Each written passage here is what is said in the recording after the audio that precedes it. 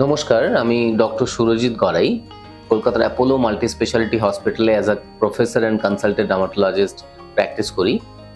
আমি চর্মরোগ সংক্রান্ত যতগুলো সমস্যা রয়েছে, চুল, স্কিন, নেইলস এবং যত কসমেটিক সমস্যা এবং সেক্সুয়ালি ট্রান্সমিটেড ইনফেকশনস, এগুলো যা যা সমস্যা রয়েছে সবগুলোর চিকিৎসা করে থাকি। মুখ ধোয়া বা মুখ ক্লিন করা এটা একটা ইম্পর্টেন্ট পার্ট। যদি দেখা যায় একটু অয়েলি স্কিন, তাহলে আমরা ফেস ওয়াশ বা একটু স্ট্রং কোনো ফেস ওয়াশ, অ্যাক্টিভস থাকবে এরকম, সেগুলো দিয়ে করতে পারি। সেই ময়েশ্চারাইজারটা গরমের সময় একটু লাইট হলে ভালো হয়, শীতকালের সময় একটু ঠিক হলে ভালো হয়।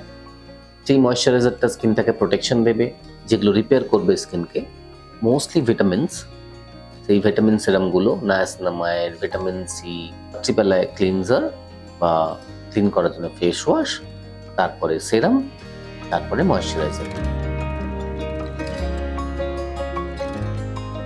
ডেইলি স্কিন কেয়ার বা প্রত্যেক দিনের স্কিনের পরিচর্যা খুব ইম্পর্টেন্ট। আমরা মুখের স্কিন নিয়ে বলি। আমরা প্রত্যেক দিন ধুলো, বালি, নোংরা এগুলোর মধ্যে এক্সপোজড হই। আমাদের কলকাতার পলিউশনস তার মধ্যে এক্সপোজড হই। তার জন্য ফার্স্ট থিং ক্লিন রাখা। তো মুখ ধোয়া বা মুখ ক্লিন করা এটা একটা ইম্পর্টেন্ট পার্ট। তো ফার্স্ট স্টেপ হবে ক্লিন করা। সেটা যদি নর্মাল স্কিন হয় তাহলে আমরা একটা ক্লিনজার দিয়ে করতে পারি, সফট ক্লিনজার। যদি দেখা যায় একটু অয়েলি স্কিন, তাহলে আমরা ফেস ওয়াশ বা একটু স্ট্রং কোনো ফেস ওয়াশ, অ্যাক্টিভস থাকবে এরকম, সেগুলো দিয়ে করতে পারি। এরপরে স্কিন যাতে প্রোটেকশন পায় তার ব্যবস্থা করা, তার জন্য একটা ময়েশ্চারাইজার। সেই ময়েশ্চারাইজারটা গরমের সময় একটু লাইট হলে ভালো হয়, শীতকালের সময় একটু ঠিক হলে ভালো হয়। যেই ময়েশ্চারাইজারটা স্কিনটাকে প্রোটেকশন দেবে, কিছু কিছু নতুন ময়েশ্চারাইজার স্কিনটাকে রিপেয়ার করতে হেল্প করে। তো স্কিনের ময়েশ্চারাইজার। তিন নাম্বার হলো সানস্ক্রিন। যদি আমি রোদে বেরোচ্ছি তাহলে তো সানস্ক্রিন মাস্ট।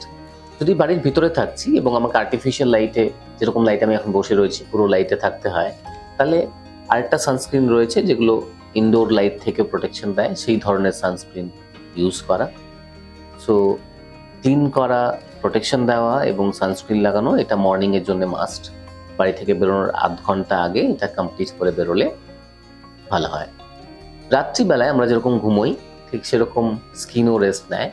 তাই রাত্রিবেলায় আমরা যে ক্রিমগুলো বা যে সেরামসগুলো আমাদেরকে রিপেয়ার করতে হেল্প করে সেগুলো অ্যাডভাইস করি।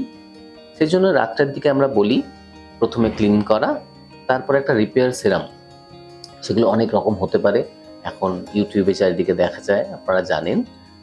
সেগুলো বয়স অনুযায়ী কিছু ক্রিম হয়, সেগুলো যেগুলো রিপেয়ার করবে স্কিনকে, মোস্টলি ভিটামিনস, সেই ভিটামিন সিরামগুলো, নায়াসিনামাইড, ভিটামিন সি, কারো কারো ক্ষেত্রে রেটিনল, এই ধরনের সিরাম।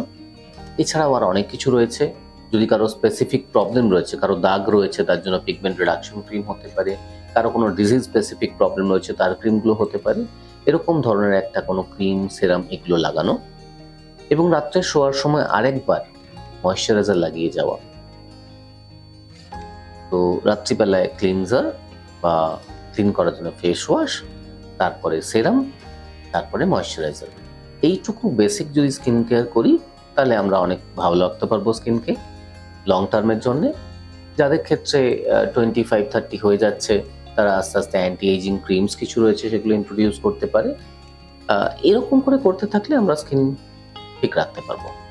স্কিন কেয়ার নিয়ে এটুকু।